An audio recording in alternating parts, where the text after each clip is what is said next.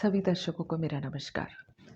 किसी भी इंसान को अपने आप से और अपनी जान से भी ज़्यादा प्यारे होते हैं अपने बच्चे, और इसीलिए वो अपने जीवन में अपना सर्वोत्तम अपने बच्चों को देते हैं। और इसके बाद भी कभी-कभी ऐसा हो जाता है कि बच्चे उनकी बात नहीं सुनते हैं, ज़िद करते हैं, एंगर और एग्रेशन शो करते हैं, और कई बार वो बदतमीज़ी तक करने लगते हैं। और फिर पेरेंट्स को लगता है कि हमसे कहाँ चूक हो गई। वी डिड आवर बेस्ट, हमने तो सब कुछ अच्छा किया, अच्छे संस्कार दिए, फिर ऐसा क्यों हो गया? आज इसी विषय पर मैं चर्चा करूंगी, और मैं चाहूँगी इस वीडियो को वो लोग भी देखें जो कि अभी तक शादी जिन्होंने नहीं करी है, क्योंकि बिहेवियरल मैनेजमेंट जो है वो काफ़ी पहले से शुरू करना पड़ता है। या अभी आपके बच्चा सिर्फ कुछ महीने का है तो भी आप इस वीडियो को देखें, क्योंकि आपको पता रहेगा कि आपको उसकी अपब्रिंगिंग कैसे करनी है। तो मैं आपको 5 पॉइंट्स बताऊंगी। पहला पॉइंट, हर माता पिता चाहते हैं कि उनका बच्चा बहुत अच्छा परफॉर्म करे, बी इट एजुकेशन, जॉब, हर जगह वो एक्सेल करे, स्पोर्ट्स में भी एक्सेल करे। परंतु ऐसा हो नहीं पाता। और फिर क्या होता है, वो बताने लगते हैं कि वर्मा जी की बेटी और शर्मा जी का बेटा देखो तुम्हारे साथ ही कोचिंग में जाते थे, सेम स्कूल में पढ़ते थे, और वो तो इतना नंबर ले आए और तो एक तुम हो। ऐसा करके आप क्या करते हैं, आप अपने बच्चे को नीचा दिखा रहे होते हैं। कई बार आप उसे उसके कज़न से कंपेयर करते हैं, कभी आप उसे किसी बड़ी बहन से या छोटे भाई से कंपेयर करते हैं।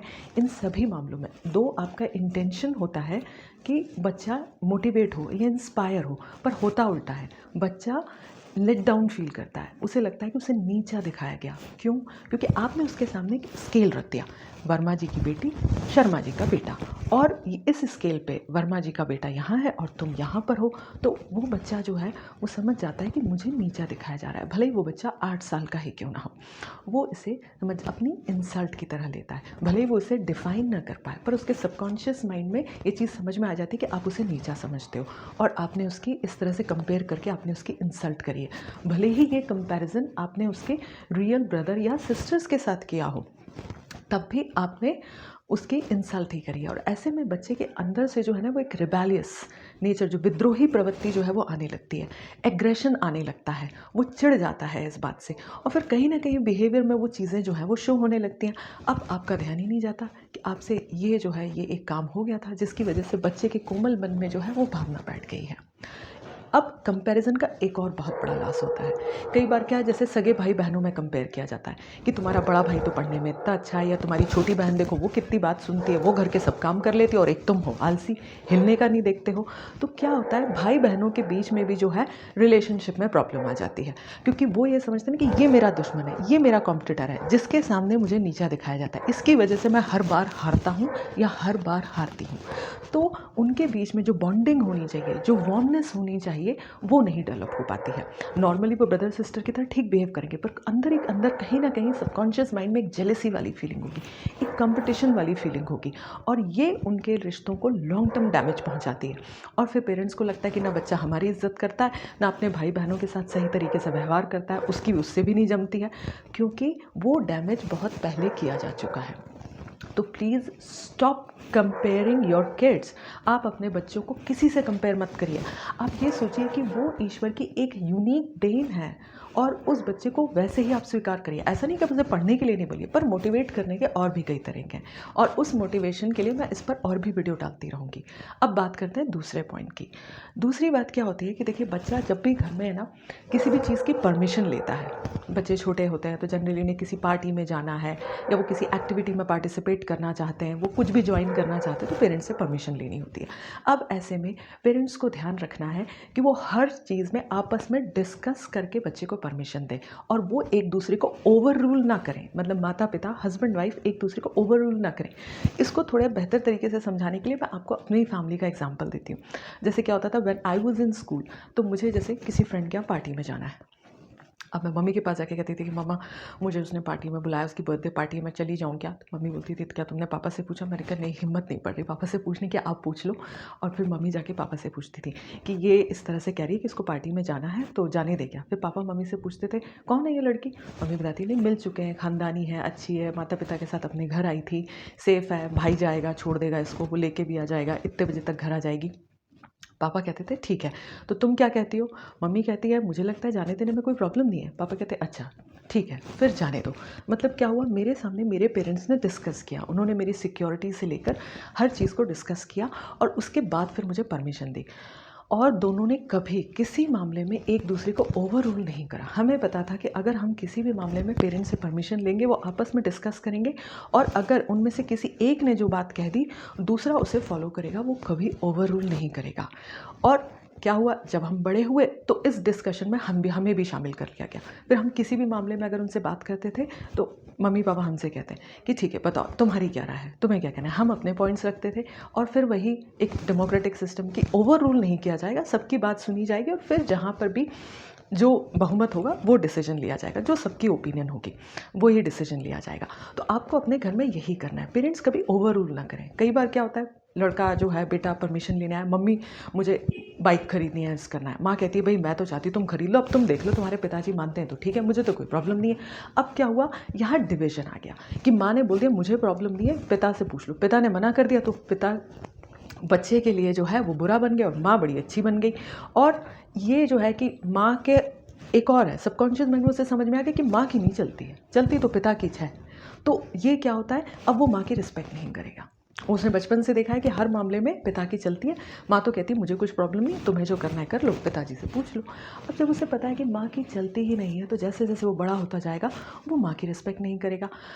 एंड सबसे ज़्यादा जो इम्पॉर्टेंट रोल बच्चे की अपब्रिंगिंग में, संस्कार डालने में और सब कुछ सिखाने में जो रोल होता है वो माँ का होता है, क्योंकि पिता तो जनरली अपने प्रोफेशन में बिजी रहते हैं, तो माँ ही बच्चे को सब कुछ सिखाती है। अब जब उसी की रिस्पेक्ट नहीं होगी तो बच्चा सीखेगा कैसे, और जो बच्चा माँ की रिस्पेक्ट करना नहीं सीखता, लॉन्ग रन में वो पिता की रिस्पेक्ट भी नहीं करेगा। तो इसीलिए आपको ये ध्यान रखना है कि आप बच्चे से रिलेटेड कोई भी डिसीजन लें, हस्बैंड वाइफ दोनों डिस्कस करके लें, और बच्चे को पता होना चाहिए कि दोनों की चलेगी। दोनों जब एक मत होंगे तभी जाके कोई निर्णय पर हामी भरी जाएगी या ना किया जाएगा।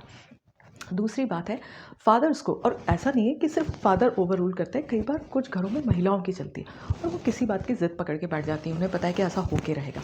तो बी इट मैन और वुमन, पति पत्नी हो, माता पिता हो, कोई भी हो, दोनों को एक दूसरे के ओपिनियन का रिस्पेक्ट करना है, तभी बच्चा उनकी रिस्पेक्ट करेगा। अच्छा, दूसरी बात है हमेशा डेमोक्रेसी को फॉलो करिए, मतलब चर्चा करिए, डिस्कस करिए। ये अथॉरिटेरियन नहीं होना चाहिए कि मैंने जो कह दिया, मोनार्की टाइप का, कि मैं पिता ने इस तरह का रूल अपना लिया कि मैं ही राजा हूँ, जो मैंने कह दिया वही मेरे फाइनल वर्ड्स हैं और अब वो चेंज नहीं होंगे। अगर बच्चा ये देखेगा कि घर में इस तरह का होता है कि माँ की ही चलती है, माँ ही जो है वो सब कुछ है और माँ ने कह दिया तो हो जाएगा या पिता ने कह दिया तो हो जाएगा, बाकी सब तो किसी की चलेगी नहीं, वो तो फिर ज़िद बैठ जाएंगे।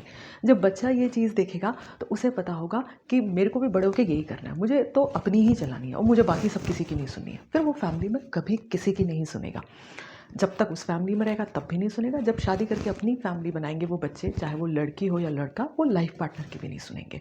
तो ऐसे में क्या होता है कि वो जो कैरेक्टर है वो बिल्ट होना, एक रिजिड कैरेक्टर बिल्ट होना शुरू हो जाता है। तो आपको ध्यान रखना है कि आप हमेशा बच्चे के सामने हर मामले पर, हर मुद्दे पर घर के सब मेंबर से डिस्कस किया जाए और जो भी सबकी राय हो उसको रिस्पेक्ट करते हैं, ओवर रूल ना किया जाए। कोशिश की जाए कि किसी को ओवर रूल ना किया जाए, बल्कि हमेशा म्यूचुअल रिस्पेक्ट वाली चीज़ें सिखाई जाए कि रिस्पेक्ट करो। अच्छा, तीसरी बात ये है कि आपको ध्यान रखना है कि बच्चे जो क्या होते हैं ना, कई बार ज़िद करते हैं। हर पेरेंट्स के लिए बच्चा जो होता है उसकी आंखों का तारा होता है, उसका मतलब बेटियाँ तो परी होती है, एंजल होती है, और उन्हें लगता है कि हम अपने बच्चे को बेस्ट दें, और इसीलिए उसके मुंह से कोई चीज़ निकली नहीं निकली कि पेरेंट्स ने उसको इमिडिएटली जो है वो पूरा करना होता है।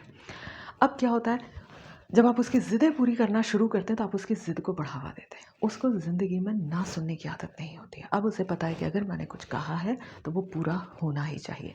शुरू में ज़िदें छोटी होती हैं, खिलौनों को लेकर होती हैं, पेंसिल्स को लेकर होती है, कलर बॉक्स को लेकर होती है, और फिर ज़िदें बड़ी होना शुरू हो जाती हैं और साथ ही में आपकी मुसीबतें भी बड़ी होने लगती हैं। और फिर आपको लगता है कि इतना ज़िद्दी क्यों हो गया, ये सुनता क्यों नहीं है, क्योंकि आपने उसे ये नहीं सिखाया कि ना सुनना भी ज़रूरी है, ना सुनने की आदत डालो। आपने उसे ये नहीं सिखाया कि तुम्हारी ज़रूरतें पूरी की जाएंगी, ज़िदें नहीं। आपको उसकी ज़िदें जो है कम से कम 50% बात तो ज़िदें जो है वो माननी ही नहीं थी, बल्कि अगर 90% उसकी ज़िद जो है अनावश्यक है तो आप 90% को रिजेक्ट कर दीजिए।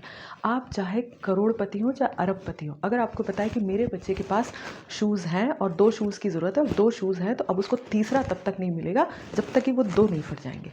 क्योंकि अगर आप ऐसा नहीं करोगे ना तो वो आपको बैंक समझेगा कि ये तो बैंक है, इनसे तो जब जो चाहो पैसा निकालो और मज़े करो। वो ना चीज़ों की वैल्यू करेगा, ना वो रिश्तों की वैल्यू करेगा, ना वो पैसे की वैल्यू करेगा और ना वो आपकी वैल्यू करेगा। क्यों? क्योंकि आपने उसे अबंडेंस में दिया है। अति सर्वत्र वर्जेते, अति हमेशा बुरी होती है, एक्सेस इज़ ऑलवेज़ बैड।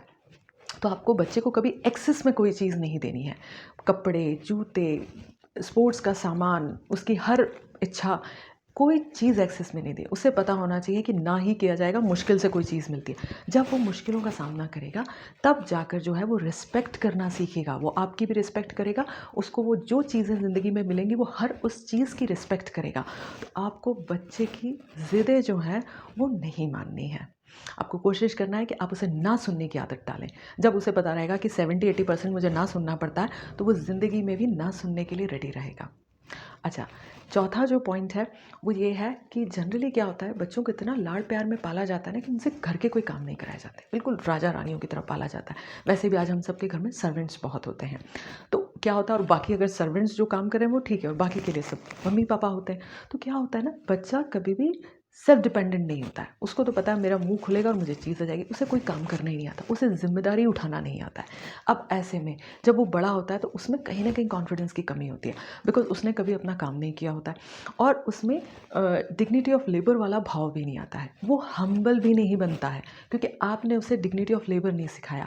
आपने उसे घर के काम करना ना सिखाया। चाहे लड़का हो या लड़की, घर का हर काम आना चाहिए, चाहे वो मॉपिंग हो, स्वीपिंग हो, कुकिंग हो, क्लीनिंग हो, डस्टिंग हो, कपड़े धोना हो, सब आना चाहिए और बचपन से आप उसे सारे काम कराइए। भले ही आपके घर में 10 नौकरों की फ़ौज हो, लेकिन आपका होना चाहिए कि नहीं बेटा, अपना काम तो आप ही करोगे। अपना बैग जमाओगे, अपना रूम जमाओगे, अपने कपड़े धुलने में डालोगे। थोड़ा बड़ा हो जाए तो उसको बोलो वॉशिंग मशीन में कपड़े धोना भी सीखो। ये नहीं है कि हर काम के लिए तुम नौकरों का मुँह देख रहे हो या हमारा मुँह देख रहे हो। डाइनिंग टेबल पे खाना लगा हुआ है, खाओ। फ्रिज में रखा हुआ है, निकाल के गर्म करो, माइक्रोवेव में खाओ और वापस रखो उसको फ्रिज में। आपको उसको सिखाना है क्योंकि तब उसमें कॉन्फिडेंस आएगा, उसमें वो हम्बलनेस आएगी। वो किसी काम को नीचा नहीं समझेगा और किसी इंसान को नीचा नहीं समझेगा। आज क्या होता है, पेरेंट्स इतना लाड़-दुलार करते हैं कि फटाक से बच्चे के लिए टेबल पे खाना लगा हुआ है, उसके मुँह से निकला नहीं कि उसकी हर सेवा उसकी हाज़िर है। तो क्या होता है, आप उसकी नज़र में एक तरह से सर्वेंट बन जाते हैं, उसके दास बन जाते हैं कि उसे पता है मुझे तो बस आदेश देना और मेरा तो मम्मी पापा यूँ यूँ यूँ पूरा कर देंगे। तो यही जो है ये डिसरिस्पेक्ट लाता है, उसे हम्बल नहीं बनाता है, डिसरिस्पेक्टफुल बना देता है। और जब आप ज़िदें पूरी करते हैं, इस तरह से जब आप ज़िदें पूरी कर रहे हैं, उसे हम्बल नहीं बना रहे हैं, तो क्या कर रहे हैं, आप एक डिक्टेटर बना रहे हैं। क्योंकि डिक्टेटर वो होते हैं जिनके मुँह से कुछ निकला और पूरी हो गई, और आपने अपने बच्चे के साथ वही किया है और फिर बाद में आपको लगेगा ये कैसे हो गया? ये आपने किया है, क्योंकि वो तो गीली मिट्टी की तरह था। आप उसे जैसा चाहते आप उसे वैसा ढाल सकते थे, बट अनजाने में अपने लाड़ दुलार और प्यार में आपने उसे एक डिक्टेटर बना दिया। तो आपको ध्यान रखना है कि लाड़ दुलार से ज़्यादा ज़रूरी है कि वो एक बहुत अच्छा इंसान बने, तब वो आपके और आपके प्यार की जो है वो वैल्यू करेगा। मैं उम्मीद करती हूँ कि आपको ये मेरा वीडियो पसंद आया होगा। मैं बच्चों से रिलेटेड मोटिवेशनल वीडियोस और भी बनाती रहूँगी, जिसमें कि उनका पढ़ाई में मन कैसे लगे, या वो एंगर मैनेजमेंट कैसे कर पाएँ, या जो बच्चे ज़िद्दी हो चुके हैं उनके लिए क्या किया जाए। इसके ऊपर भी मैं आगे वीडियोस बनाती रहूँगी। अगर आपको ये मेरा वीडियो पसंद आया हो तो प्लीज़ इसे लाइक एंड शेयर करिएगा, and do not forget to subscribe my channel. घंटी ज़रूर बजाइएगा, जिससे कि जो भी मेरे नए अपडेट्स हों वो आप तक पहुँचते रहें। नमस्कार।